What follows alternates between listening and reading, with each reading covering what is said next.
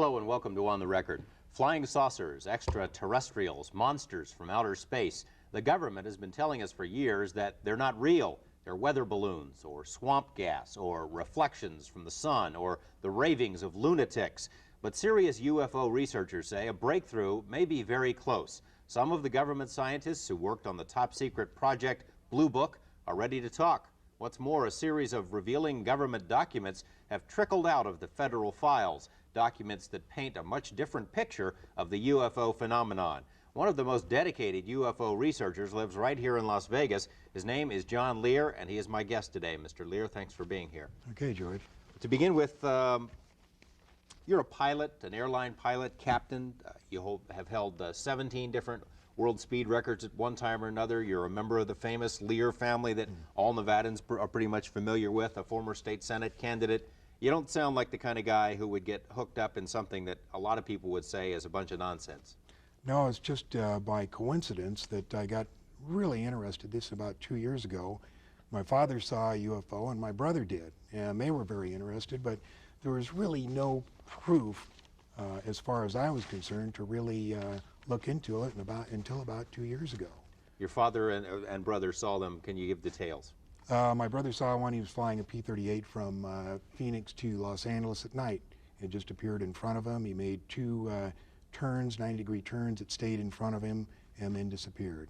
And my father was flying at night, I believe, over the Arizona desert and saw one too. So you got an interest because of the other members of your family. How did you start out? I had an interest, but there was really nothing I could put my finger on. And like I say, 2 years ago, a friend of mine came through town. We had flown in Southeast Asia together, and he was retiring from the Air Force. He came over, and we started talking about where he had been for the last 15 years. And he mentioned that he had been stationed at Bentwaters. And I said, oh, Bentwaters, that's where the flying saucer supposedly was in 1980. He said, no, John, not supposedly, it was. He said, I don't care if you believe me or not. It landed. I didn't see it because we were confined to quarters, but I know people who did, and I'll give you the names, and if you ever see them, tell them you know me, and they'll tell you the whole story. Since then, I ran into one of the security police who was within 10 feet of the saucer and actually saw the 3 aliens get out and go up to General Gordon Williams, who was the wing commander at that time. Now, there was quite a bit of documentation regarding this Bentwater incident. Why don't you go into that a little bit? There's the Colonel Halt memo that came out under the Freedom of Information Act, and it told about the mysterious lights and beaming down and everything that happened in the forest except the actual alien landings. That wasn't in the memo. And there was also the tape, Colonel Halt forest tape, that he made over a period of 8 hours. And there's a 20-minute segment that we've been able to get a hold of that you can hear him running through the forest and being worried, saying the thing's after us. Now, why do you suppose that hasn't come out? I mean, this particular incident, why hasn't come out if so many people, and you've told me about this before, have seen it or seen these aliens? Why haven't some of them come forward? A lot of them have come forward, but they're just not getting any press. It's something that people just don't want to deal with, the press doesn't want to deal with, and people aren't going to listen to something unless Dan Rather or any of your big press people are going to tell them about it. And they're just too spooked. The Air Force has made an art form of ridiculing people who have talked about this thing. They've done an excellent job of covering it up for the last 40 years. George, basically what we're dealing with here is, I'll give you the bottom line. Okay. I'm not trying to sell it. I want to hear your thesis. I'm not trying to sell a book. I'm not trying to promote a lecture. This is based on what I've come across after intense research in the last year. And I have found out that the government has retrieved between 10 and 15 actual flying saucers, 3 of which have been in perfect condition, 1 of which they tried to fly. They have between 30 and 50 alien bodies in cryogenic storage. We even have the name of the person whose job it is to show these bodies to the heads of state and the people who are authorized to see them. They represent at least 5 different civilizations. I can't imagine a Dan Rather or a Tom Brokaw, if that were to come to their attention, a story of that magnitude, that they wouldn't do something with it. Well, I can't answer that question. I don't know why they don't do it. There certainly is enough evidence based on what I've looked at. For instance, the Linda Moulton Howe documentary in Denver for the CBS affiliate there called A Strange Harvest. Since 1975 to 1980, when she made the documentary, there's at least 9,000 cattle mutilations. Now, the government said that the mutilations were normal. Your desert predator did these, but they weren't. The mutilations, I think we have a picture of these somewhere. Maybe we can see that as you're talking. Well, that's the next picture. There we are. This is the mutilation. New Mexico State Police did the research on, or the investigation on it, and they cut out certain parts with and the cut was made with a laser beam far sharper than anything we have. As a matter of fact, they were able to determine that they cut between the cells and didn't cut the cells themselves. We presently don't have this kind of technology. Well, if we don't know that we have this kind of technology, or you and I don't know that we don't, but that doesn't prove necessarily that it's ET. No, except that there's usually a visual sighting of a flying saucer or a light, a strange light, at each one of these sightings. Okay, you mentioned the saucers and the bodies. Now, what kind of proof do you have that is true? How do you know that? Well, let me take a look. Let me read to you first what the Air Force says about the bodies. First of all, I'm going to read from the Introductory Space Science, Volume 2, Department of Physics, United States Air Force. This is Chapter 13, Unidentified Flying Objects. Now, this is what the Air Force has the students at the Air Force Academy read. And it says, the most commonly described alien is about 3.5 feet tall, has a round head, arms reaching to or below his knees, and is wearing a silvery spacesuit or coveralls. Other aliens appear to be essentially the same as Earthmen, while still others have particularly wide wrap-around eyes and mouths with very thin lips. And there is a rare group reported to be about 4 feet tall, weight of around 35 pounds, and covered with thick hair for clothing. Members of this last group are described as being extremely strong. Now, I'm not making this up. This is an Air Force. You can pick out an Air Force physics book and read this stuff. And at the end of the chapter, they go on to say, this leads us to believe in the unpleasant possibility of alien visitors to our planet, or at least of alien-controlled UFOs. Now, the picture that we have of the big head that the Air Force describes, this picture was drawn by an Army surgeon. These are one of the bodies that was recovered in the famous Roswell incident of 1947. Tell us about that. It was the first flying saucer that crashed and was recovered by the Army. It was covered up. There has been several books about it. They recovered 4 beings, and one of the surgeons that was responsible for the autopsy drew that picture and came up with some of these interesting things in the autopsy. I'll just read a couple. 3.5 to 4.5 feet tall, 2 round eyes without pupils, no earlobes, nose is vague, neck described as being thin, arms is described long and thin, reaching down to the knee section. You can see that there's a webbed portion in the hands, no teeth, no apparent reproductive organs, brain capacity unknown, colorless liquid prevalent in the body without red cells, no lymphocytes. And there's more in that particular report. This is an autopsy report. Now, you said the government goes to great lengths, the Air Force in particular, to discredit this kind of stuff. Where did this come from? How did you get this? That came in a private, that came from the private collection of Leonard Stringfield, who was one of the premier researchers. He worked for the Air Force in the early 50s in a secret project reporting UFOs. Then as a civilian, he continued his private research, and this is out of his collection. Why does the government want to hide this? Why doesn't the Air Force just come forward? Why doesn't, why don't they level with us if this is all true? Well, there's not really much they could say based on what I've been able to find out. George, they're really, what could they say about it? They've been researching it for many, many years, and based on my information, let's say that the president decided to make an announcement. This is, if he made it today, this is what I think that he would say. My fellow Americans, I come to you before you tonight with an announcement of great importance.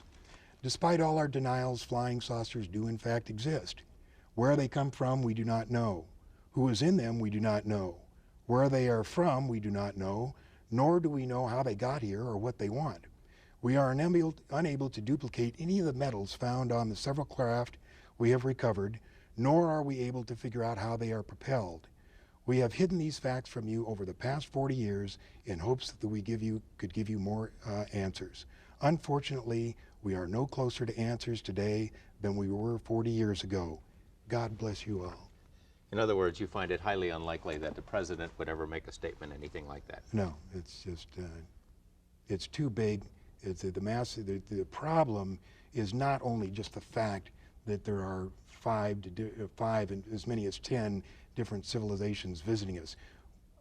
Apparently, and this is from the research that I've done, at least 90% of them are hostile. And when I say hostile, if not hostile, they have a completely different set of morals than we do. Okay, I'll tell you what, we're going to come back to the president and aliens because there have been some statements made by presidents, including President Reagan. We'll be right back.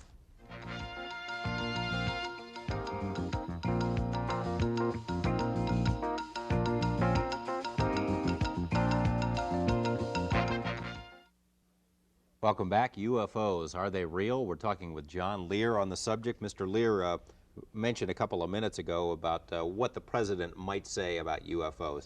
Do you believe that various presidents have been informed about what you believe to be the truth on UFOs? Each president has been informed up to and including President Reagan. I'm not sure to the extent they are informed. Privately, I don't believe they are giving the full briefing. The people that control this information is a organization that we know of as MJ-12, and they're a top group of military and scientists. And I do know that when the president becomes president, it takes at least 3 or 4 months before he actually gets the clearance to know everything there is. Now that doesn't mean they tell him, but it does take 3 or 4 months to get. Now, talking to the president, let's talk about what the president has actually said. Has he mentioned anything about aliens? President Reagan? President Reagan, on December 4th, 1985, this is a copy of the speech from the White House, just before he went over to Iceland. He says, I couldn't but, one point in our discussions privately with Secretary General Gorbachev, when you stop to think that we're all God's children, wherever we may live in this world, I couldn't help but say to him, just think how easy his task and mine might be in these meetings that we held if suddenly there was a threat to this world from some other species, from another planet outside in the universe. We'd forget all our local differences that we have between our countries, and we would find out once and for all that we really are all human beings here on this earth together. Now, he couldn't be just making a supposition for purpose of making a point? You're saying he's trying to tell us something? Well, here, 1 week ago at the 42nd General Assembly in front of the UN, September 21st, he says, in our obsession with the antagonism of the moment, we often forget how much unites all the members of humanity. Perhaps we need some outside, universal threat to make us recognize this common bond. I occasionally think how quickly our differences worldwide would vanish if we were facing an alien threat from outside this world.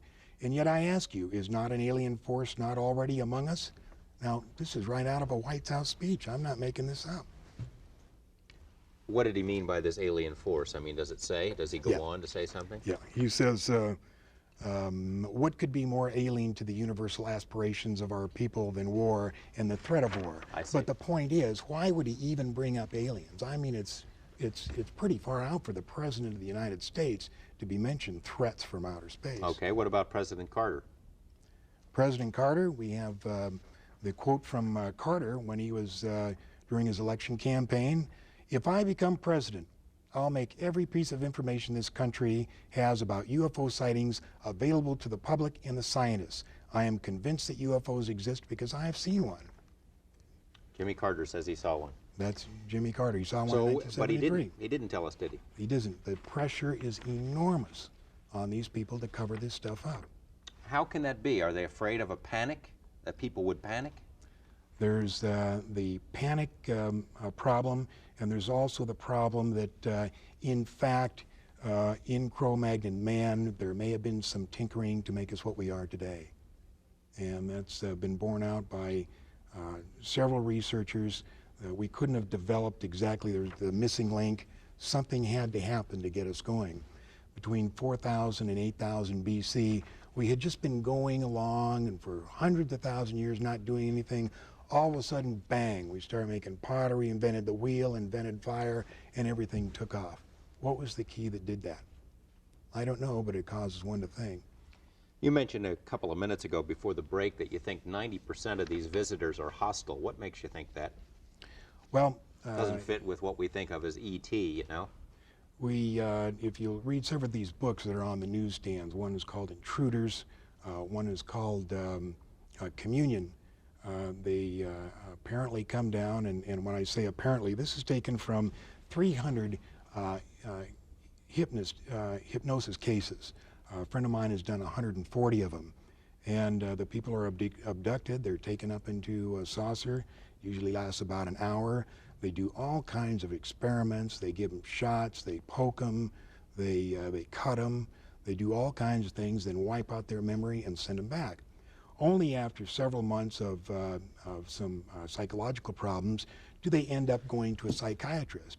And the psychiatrist, on trying to find out what the problem is, in the use of hypnosis, finds out that this person has been abducted. What's the reason for that? What are they trying to learn? There's three things that they're trying to do with these abductions. The first thing is they're trying to monitor us. It started in the early 40s, and they'd put a little unit, a very small BB-type object, way up in the backside of the brain, and they'd leave it there for about 18 years. They'd pick them up and put it in about 4 years old. About 12 years old, they would pick them up and monitor it. Then about 18, they'd take it out. The second thing they did is they put a post-hypnotic suggestion. According to many of the people that have been hypnotized, and we found out what they've told them, apparently within the next 2 to 5 years, there is going to be a big event. Something enormous is going to happen. And these people who have been abducted, and there's probably over 100,000 of them, have been given some place to go and something to do. But under our best hypnotic techniques, we cannot find out what it is. So how do we know that that's true? Because they said they're going to do something. They know that they're going to do something, but under the hypnosis, they can't find out exactly what it is. And the third thing that they do is genetic experiments. They've been crossbreeding.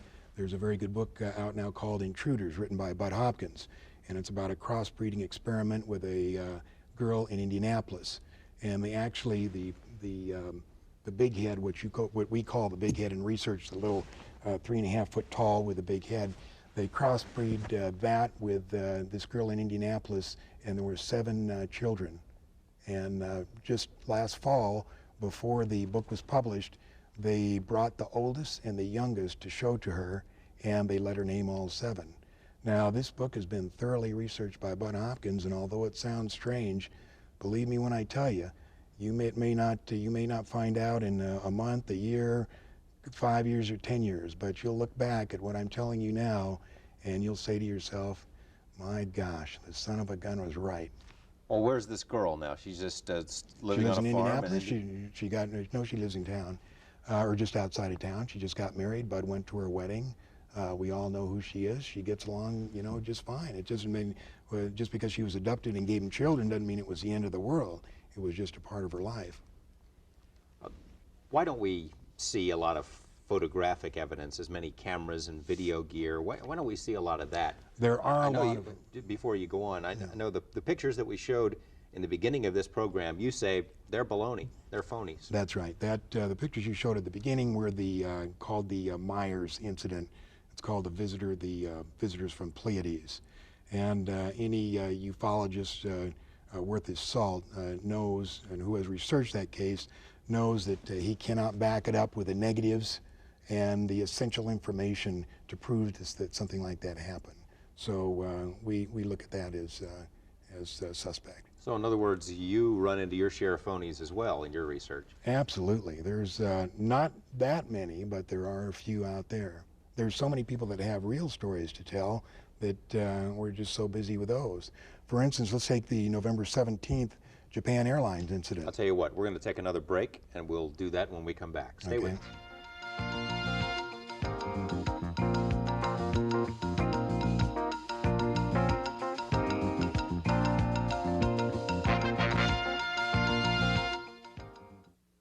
Welcome back. We have a few minutes left with John Lear. We're talking about UFOs. You're about to tell me about the Japanese airline incident. It's probably something that's still in the memory of our viewers. Yeah, the Japanese airline incident was a cargo 747 that had taken off from Iceland flying to Anchorage. And as he passed over the United States border and the northern part of Anchorage, he was intercepted by a UFO that was twice the size of an aircraft carrier, and he was followed by 40 minutes. He made a complete 360-degree right turn. He made a descent of 5,000 feet, and the thing stayed with him. Regardless of what you hear, the FAA did have him on radar, and so did the Air Force. If you have a picture there, this is a 26-page document made by Bruce Maccabee, who's a physicist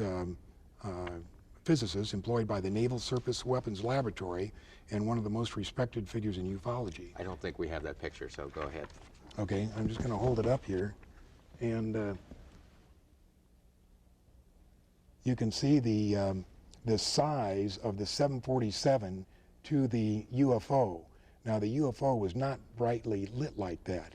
It's just made like that for reference. It was dark, but this is what he saw beside him. Well, whose rendition is this? This is the captain's. This is from the captain's rendition when he was debriefed by the FAA. Now, certain UFO debunkers have said what he saw was the planet Jupiter. Well, this is an insult to all transport category captains around the world. I mean, the guy knows the difference between something that's twice as big as an aircraft carrier and the planet Jupiter. I've also heard that it's the reflection of his own plane. But the radar, Yeah, that was an something like attempt to describe it. You can't imagine what pressure these people are under to cover this stuff up. It's tremendous pressure. It really is. Okay. You were going to tell me that the church, did you want to go further into the JAL incident? No, I just want to say that's a 26-page report. It had the captain and the ATC conversation. It had the radar plots, and it had the Air Force plots and the FAA radar plots. There was no question about it. You want to tell the me thing followed him. The church, what do they think about UFOs? Well, here's a copy from the London Evening News, July 21st, 1987. And it says, "Prepare to meet thine aliens. Vatican theologians have acknowledged that there could be life on other planets. Now they plan to train missionaries capable of working in space and meeting aliens. Jesuit scientists at the Vatican Observatory in Frascati near Rome have reported moving lights and other identified phenomena in the sky. Starting in September, the Vatican University will have a special UFO section." You've said before you thought a lot of their intentions were hostile, and you've mentioned before that a lot of the sightings are around military bases. Why don't we see them here, Las Vegas? We got a lot of military bases here. Well, in fact, there have been a lot of reports of UFOs in and around Las Vegas, not specifically over the Air Force bases. We have the test site, and of course we don't know what's going on there, and we have Nellis Air Force Base, but there have not really been a lot of sightings over there. The main Air Force sightings were in 1975, and the UFOs descended on every Strategic Air Command base guarding the perimeter of the northern United States. And they hovered over the nuclear weapons storage area, and they stayed there with impunity for up to 2 and 3 hours over a period of 3 days. And nobody heard about it? Well, there was a few reports, but you really don't. I have a report 150 pages long of the F-106s that were sent out to chase them, and the helicopters, and notifying the Canadian authorities, and the security patrolmen that were sent down to actually see what was going on, and they'd come up on these things, and they'd say, "I'm not going any further." You think maybe it's a top secret area? If the Air Force actually does have them, maybe they got him here? I'm certain they do. Up at the test site, there's a report that of the 3 that they got in perfectly good condition, at least 1 is up at the test site and has flown, and 1 was being flown as of 1981. By us? By us, yeah. We mentioned at the top of the show that perhaps a breakthrough might be coming, that some of these people from MJ-12 or from the Project Blue Book who are in on the government's research and who saw some of this stuff might be ready to talk. We got about a minute left. Why don't you tell me about that? It's our information that part of MJ-12 wants to release it, part of it doesn't. We're hoping that we can do this, but of course, as researchers, we're not aware of all the ramifications. We just know of what we're looking at. So we would like to see them release it, but we really don't know if they are. Okay, John Lear, it's been very interesting. You keep us posted. Sure will. Thank you. We'll see you next week with more of On the Record.